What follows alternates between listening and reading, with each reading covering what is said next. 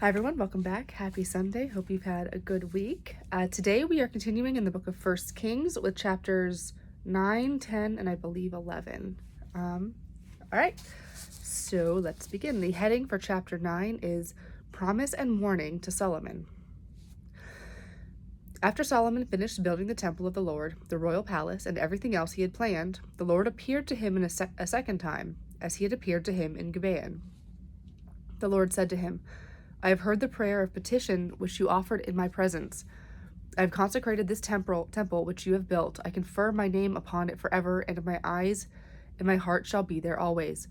As for you, if you live in my presence as your father David lived, sincerely and uprightly, doing just as I have commanded you, keeping my statutes and decrees, I will establish your throne of sovereignty over Israel forever, as I promised your father David when I said, you shall always have someone from your line on the throne of Israel. But if you and your descendants ever withdraw from me, fail to keep the commandments and statutes which I set before you, and proceed to venerate and worship strange gods, I will cut off Israel from the land I gave them and repudiate the temple I have consecrated in my honor.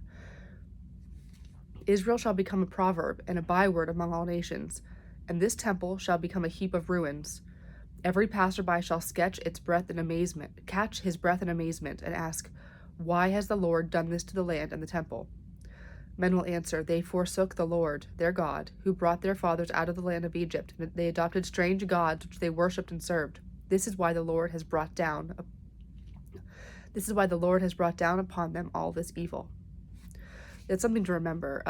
Of all of the rules and things they were supposed to do according to the law, what animal they sacrificed, when, how much, in what way, of all these rules, the one that continually comes up over and over is worshiping false gods. That's the one that is always, not always, but that's often the one that we see that really elicits a strong reaction from God, because that is the first commandment. There's no God but our God, and he's warning him here. He doesn't say, if you remember to sacrifice the oxen properly, or if you forget to do that properly, then I will destroy everything, pretty much. He's saying if you stray and worship false gods. That was the big warning.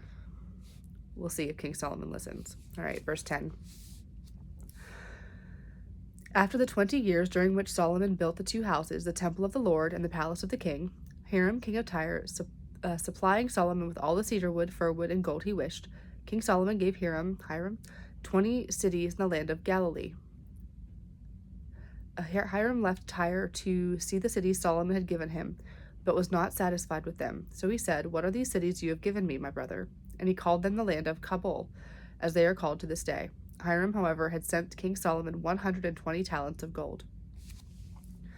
This is an account of the forced labor which King Solomon levied in order to build the temple of the Lord, his palace Millo, the wall of Jerusalem, Hazor, Megiddo, Gezer. Pharaoh, king of Egypt, had come up and taken Gezer, and after destroying it by fire and slaying all the Canaanites living in the city, had given it as a dowry to his daughter, Solomon's wife. Solomon then rebuilt Gezer.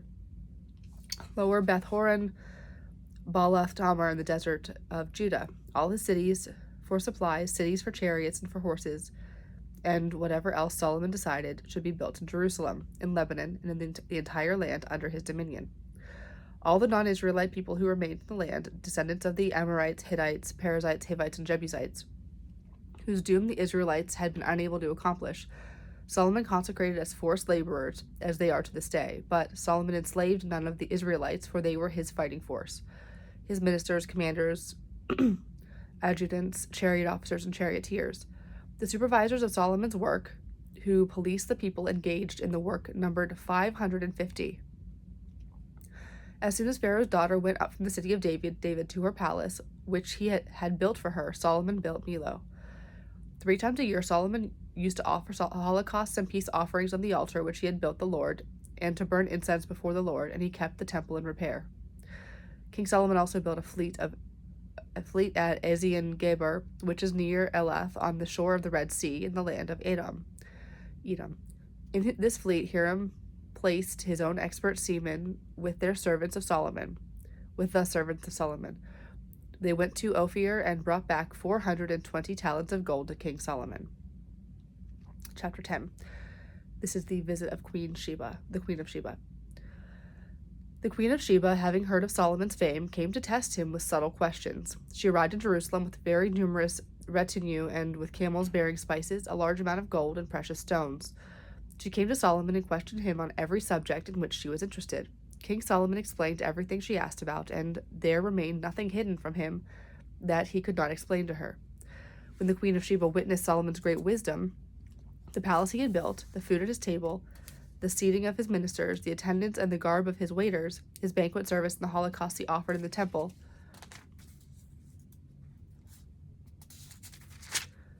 of the Lord, she was breathless. The report I heard in my country about your deeds and your wisdom is true, she told the king, though I did not believe the report until I came and saw it with my own eyes. I've discovered that they were not telling me the half. Your wisdom and prosperity surpassed the report I heard. Happy are your men, happy are these servants of yours, who stand before you always and listen to your wisdom.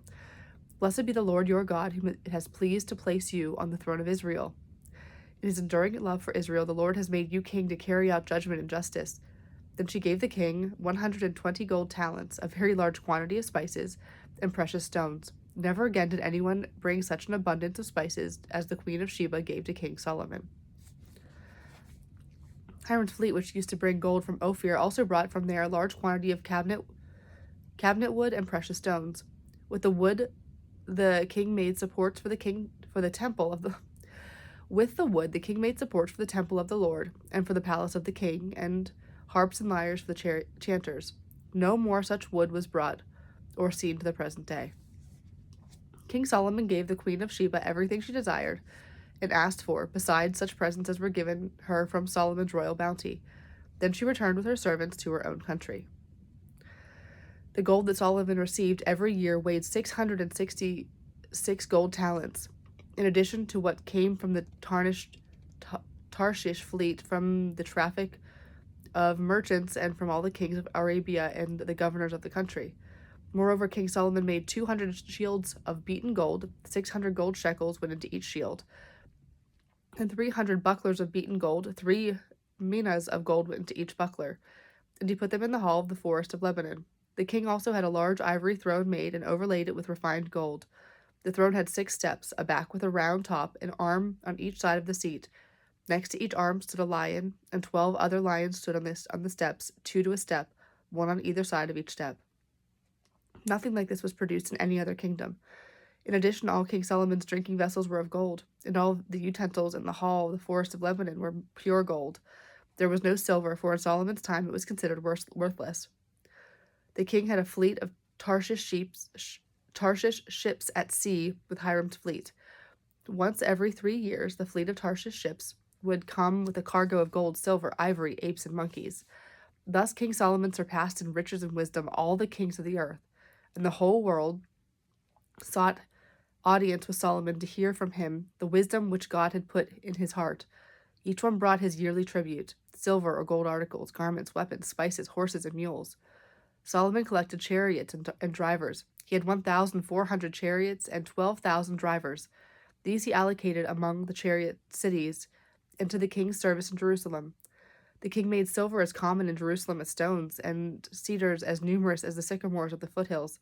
Solomon's horses were imported from Cilicia, where the king's agents purchased them. A chariot imported from Egypt cost 600 shekels, a horse 150 shekels. They were exported at these rates to all the Hittite and Aramean kings. In chapter 11. This heading is the sins of Solomon.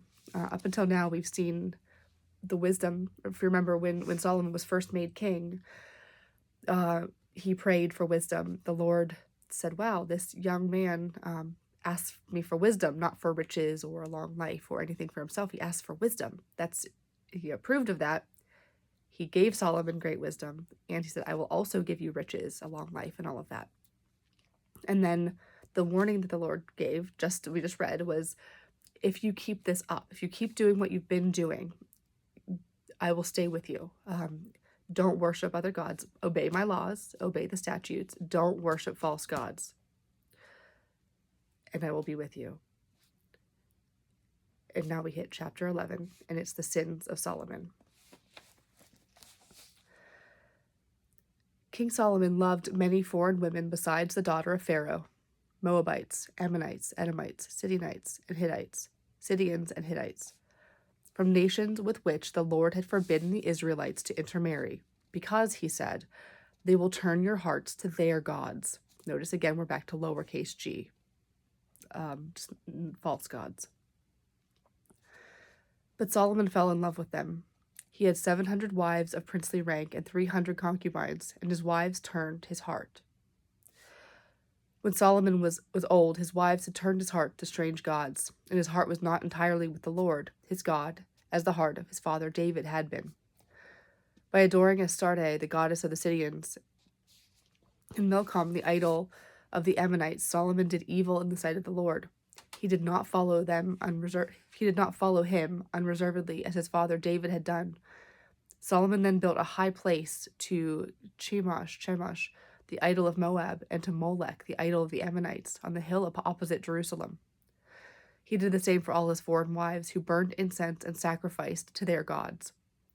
The Lord therefore became angry with Solomon, because his heart was turned away from the Lord, the God of Israel, who had appeared to him twice. For though the Lord had forbidden him this very act of following strange gods, Solomon had not obeyed him.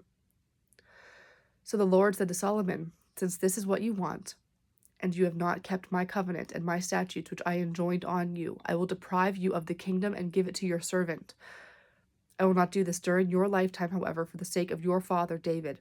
It is your son whom I will deprive, nor will I take away the whole kingdom. I will leave your son one tribe for the sake of my servant David and of Jerusalem, which I have chosen." The Lord then raised up an adversary to Solomon, Hadad the Edomite, who was of the royal line in Edom. Earlier, when David had conquered Edom, Joab, the general of the army, while going to bury the slain, put to death every male in Edom. Joab and all Israel remained there 6 months until they had killed off every male in Edom. Meanwhile, Hadad, who was only a boy, fled toward Egypt with some Edomite servants of his father. They left Midian, and passing through Paran, they picked up additional men. They went into Egypt to Pharaoh, king of Egypt, who gave Hadad a house, appointed him rations, and assigned him land. Hadad won great favor with Pharaoh, so that he gave him in marriage the sister of Queen Tahpenes, his own wife. Tahpenes' sister bore Hadad a son, Genubath. After his weaning, the queen kept him in Pharaoh's palace, where he then lived with Pharaoh's own sons. When Hadad in Egypt heard that David rested with his ancestors, David died, and that Joab, the general of the army, was dead, he said to Pharaoh, "Give me my leave to return to my own country." Pharaoh said to him, What do you lack with me that you are seeking to return to your own country?" "Nothing," he said, "but please let me go." God raised up against Solomon another adversary in Rezon, the son of Eladah, who had fled from his lord Hadadezer, king of Zobah.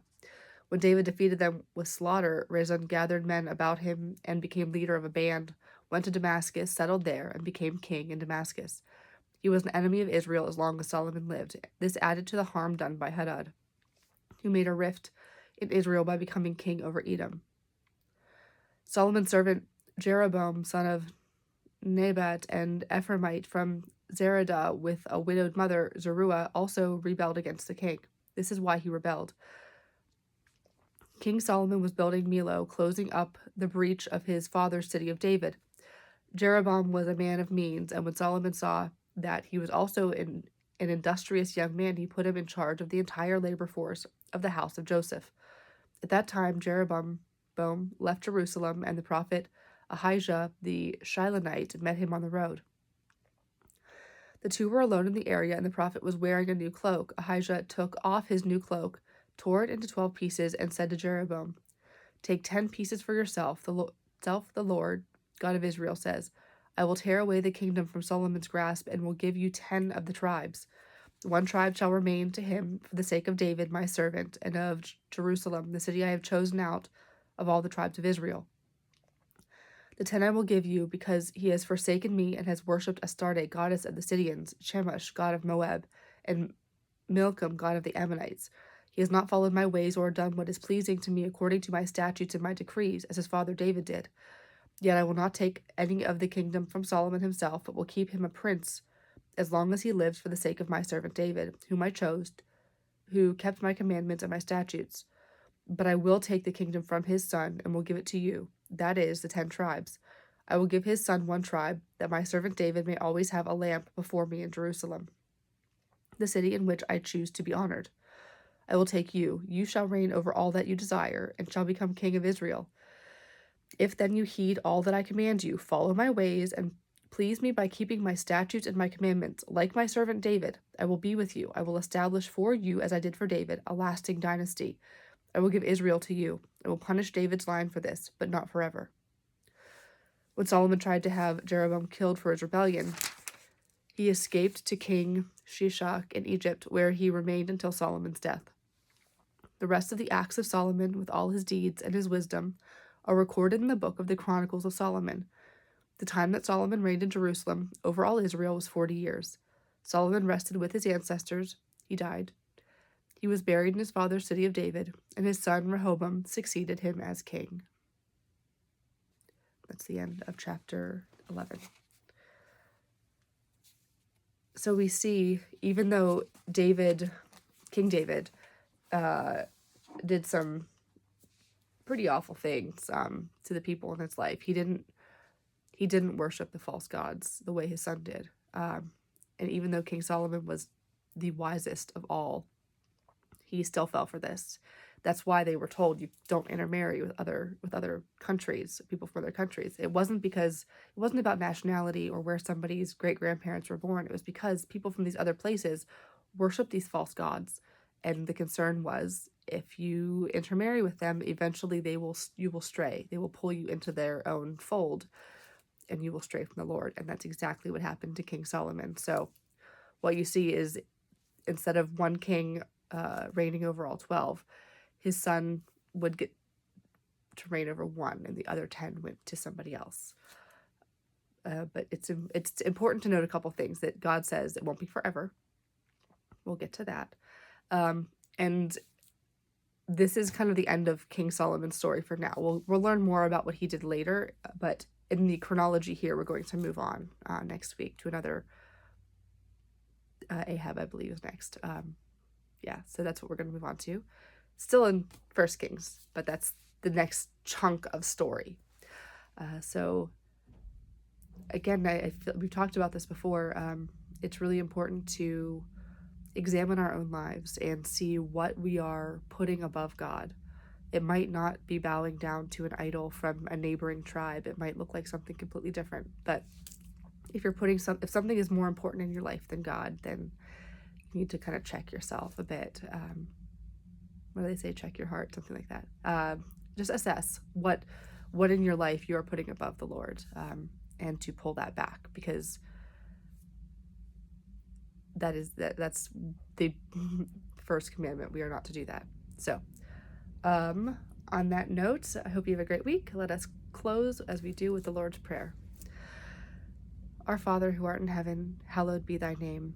Thy kingdom come, thy will be done, on earth as it is in heaven. Give us this day our daily bread, and forgive us our trespasses, as we forgive those who trespass against us. And lead us not into temptation, but deliver us from evil. For thine is the kingdom, the power, and the glory, forever and ever. Amen. Amen. All right. Have a great week, and I will see you next Sunday. Bye-bye.